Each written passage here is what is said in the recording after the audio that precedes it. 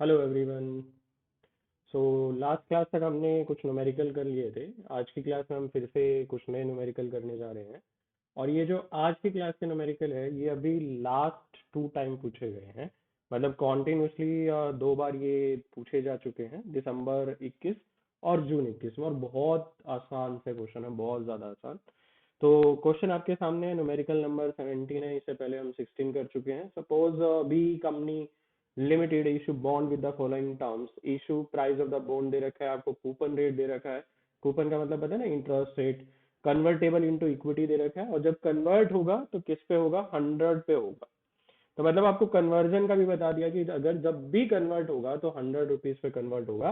उस टाइम पे market price क्या चल रहा है उससे आप सोचोगे कि आप कन्वर्ट करोगे या नहीं करोगे।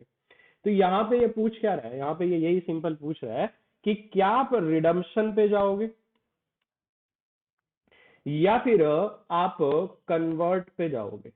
मतलब अगर आपको याद हो, एफसीसी भी आपने पढ़ा था, foreign currency convertible bond. Convert होगा किसमें, बॉन्ड को कन्वर्ट कर देंगे इक्विटी में। लेकिन कब कन्वर्ट करते हैं, अब हमारे पास यहाँ दो ऑप्शन होते हैं, या तो रिडम्पशन करा लो या कन्वर्जन करा लो। लेकिन कन्वर्जन तब करते हैं ना जब हमें फायदा हो रहा हो, किससे, कन्वर्जन से। तो सपोज बी कंपनी लिमिटेड के बारे में दे रखा है, एक वाई है जिसने 5 बॉन्ड लिए हैं। तो 2,000 रुपए का एक है, तो 5 × 10,000 रुपीज के बॉन्ड हो गए। तो इसे लिख भी दिया कि 10,000 रुपीज है। मेच्योरिटी डेट पे इन्वेस्टर के पास ऑप्शन है, या तो रिडम्पशन करा ले। अब रिडम्पशन कराता है तो उसे 10,000 ये मिल जाएंगे, और 2% का क्या मिल जाएगा, इंटरेस्ट मिल जाएगा। तो 10,000 पे 2% का इंटरेस्ट 2 साल का निकाल लो, 400 रुपए के आसपास आएगा आपका। अब ये चाहो तो कन्वर्ट कर लो 100 पे, 100 उससे पहले ही दिया है।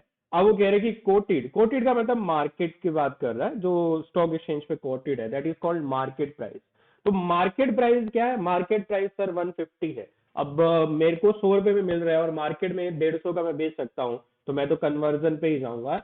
हालांकि मुझे वैसे फाइंड आउट करना है कि मैं कन्वर्जन पे जाऊं या ना जाऊं, लेकिन ये देख के ही मुझे समझ में आ गया कि यार 100 वाला मुझे, 150 वाला मुझे 100 का मिल रहा है, तो मैं तो कन्वर्जन पे ही जाऊंगा। If he goes for conversion how many shares, अच्छा ये फाइंड आउट करना पड़ेगा कि कितने नंबर ऑफ शेयर्स मिलेंगे। Will it fair enough if you opt for redemption value, अगर रिडम्पशन के लिए जाता है तो क्या वो सही होगा। कैलकुलेट करना है विच ऑप्शन इज बेटर, कौन सा ऑप्शन बेटर है किसके लिए, वाई के लिए। हमें ये सेलेक्ट करना है कि कौन सा ऑप्शन बढ़िया रहेगा। तो कौन सा ऑप्शन बढ़िया है, वैसे देख के तो लगता है सर कन्वर्जन बढ़िया है। चलो निकाल लेते हैं एक बार। सर देखो क्या दे रखा है, 10,000, 2 साल का इंटरेस्ट अगर हम करें तो मल्टीप्लाई तो करना है। ठीक है, 1 साल का निकाल लो।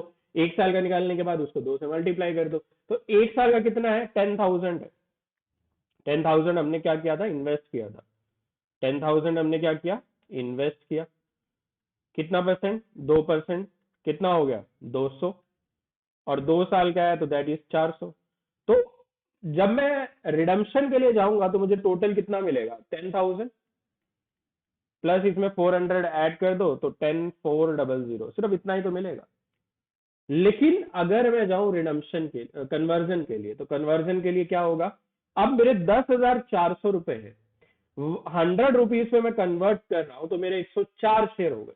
ठीक है, ये सीधी सी सिंपल सी कैलकुलेशन है। 104 मल्टीप्लाई कर लो 150 से, अगर मैं मार्केट में बेचता हूं तो सीधी सी बात है, बेच के फायदा हो रहा है।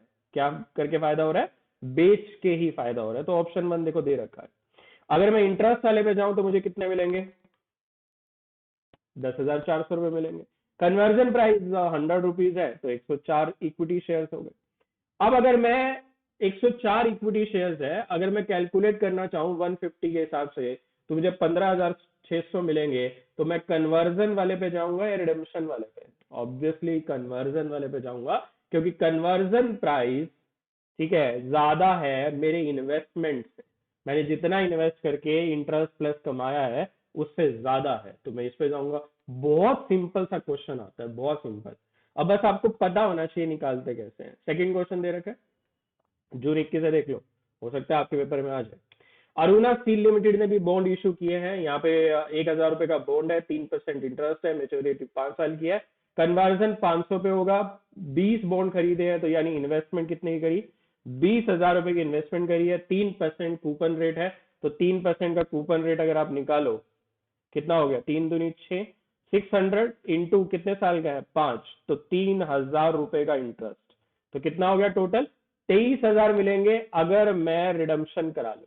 अगर मैं रिडम्पशन करता हूं तो कितना मिलेगा 23,000 मिलेगा। लेकिन अगर मैं कन्वर्जन पे जाऊं और कितने पे मार्केट प्राइस हो कम दे दिया मार्केट प्राइस।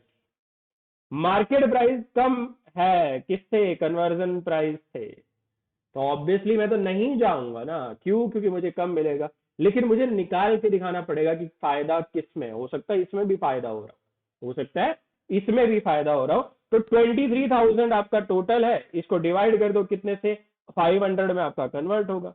तो 500 से कन्वर्ट करेंगे तो कितना आ जाएगा, ठीक है मैथ की कैलकुलेशन है 5 इंटू 4 और 6, ठीक है 46। अब 46 को मल्टीप्लाई कर दो किससे, मार्केट में बेच रहे हैं 400 का, तो 0042, ठीक है 18,400। हो लॉस में है, वैसे ही लग गया था, वैसे ही पता चल गया था।